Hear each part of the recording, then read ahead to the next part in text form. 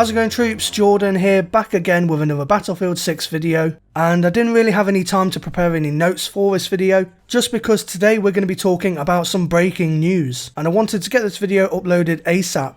So today we have got some big Battlefield leaks coming from Tom Henderson, all in regards to the setting of this next Battlefield game, details on the campaign, details on multiplayer, and even a little bit of info on Battle Royale. So make sure you give this video a thumbs up and hit subscribe, and let's jump right in.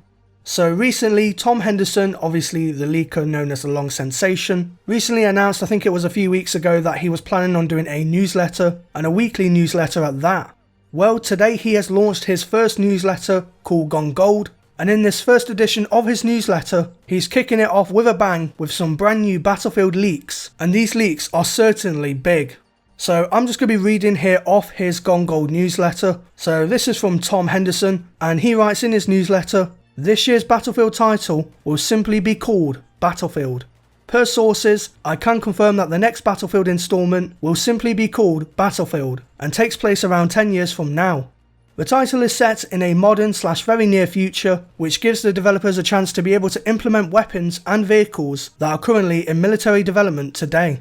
The setting is very similar to how the Call of Duty franchise released Black Ops 2 in 2012, with the game being set in 2025, so 10 to 15 years from its release date.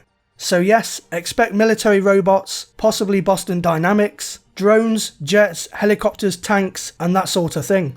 The game is not a hub for all Battlefield titles, as the recent viral Reddit leak claims. Which, yeah, I saw that leak and I was like, no, there's no way, come on, like, you know. Having all the Battlefield games mashed up into one, that's just a recipe for disaster. I mean, I couldn't even be able to comprehend how to balance all that. So when I saw that leak on Reddit, I knew for a fact that something seemed sus, and it just didn't seem true. It just didn't seem true at all. Carrying on, Tom says, the game will feature a revolutionary campaign compared to other previous installments. The campaign will focus on you and your specialist unit, where you'll be able to choose which superpower you fight for. In Battlefield, that's Battlefield 2021, there isn't necessarily Axis and allies, as you will be able to choose your own path. Both the USA and Russia, who are the game's only standing superpowers, so it looks like it's going to be another typical US versus Russia kind of thing, although this time it's not the case of that Russia are the bad guys and that the US are the good guys. It's more the fact that Russia can be the good guys and that the US can be the bad guys. So I do quite like that bit of detail, because, you know, you're fighting for who you want to fight for, because obviously from different people's perspective, people are fighting for the right reasons, whereas for other perspectives, obviously people will see that as the wrong reasons. Anyway, carrying on, who he says are the game's only standing superpowers, will offer to recruit your specialist team and their skills throughout the campaign, which will be a valuable asset to both sides. It would also appear that this year's campaign is a co-op experience.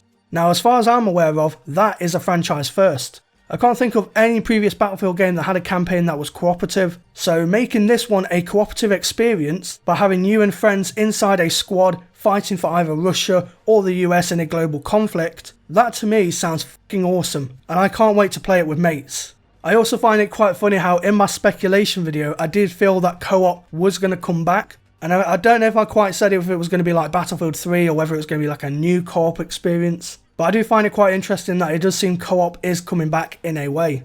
And plus I did also mention about a global conflict where you take part in missions around the world, and from reading this, it does sound very similar to my speculation there. Further carrying on the newsletter, Tom says, I can also confirm that it would appear that the reveal trailer for Battlefield will not feature any gameplay nor multiplayer, and will be somewhat similar to the beginning of Battlefield 5's reveal trailer, which is something I'm sure we'll all be a little upset about. I mean, yeah, I'd be a bit upset, but I mean, I wouldn't expect multiplayer in the reveal trailer anyway, nor would I expect any gameplay, because let's be honest, reveal trailers typically don't really have gameplay or multiplayer. It's usually something cinematic or third person.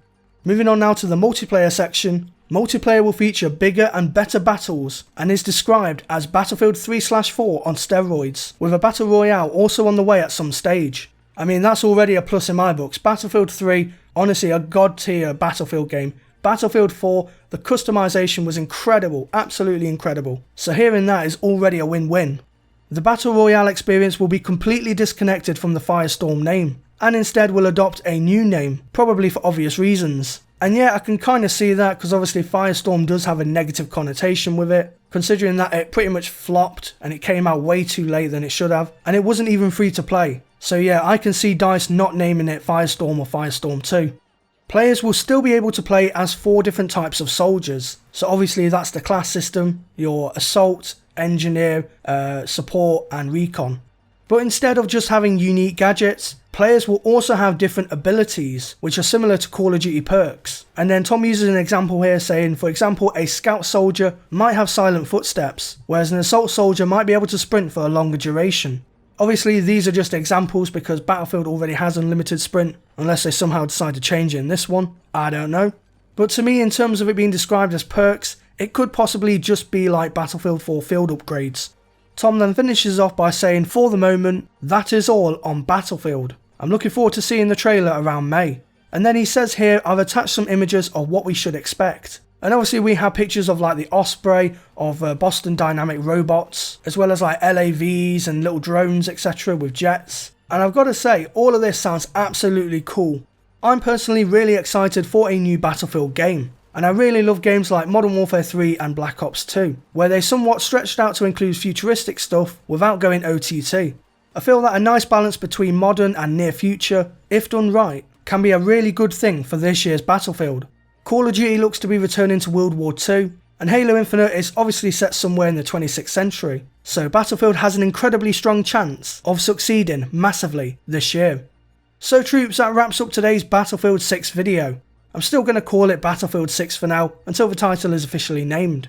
What do you think about Battlefield 2021 being set in a modern / near future global conflict? Would you be okay seeing drones and robotics play a part in multiplayer? And what could these abilities really mean? As always, let me know your thoughts down in the comments below. I'm hoping they don't act so much like perks from Call of Duty, and instead they act more like field upgrades from Battlefield 4, but we'll have to wait and see. If you did enjoy this video, then give the video a thumbs up, I'd appreciate it a lot, and if you haven't subscribed to the channel already, then why haven't you? Hit subscribe right now and also click the bell notification icon next to it, so that way you're always notified as to when I make an upload. And of course make sure to follow me on Twitter at jordanxbrookes for all the latest on there. So until the next video, I thank you all for watching, stay true to me troops, and I'll see you in game.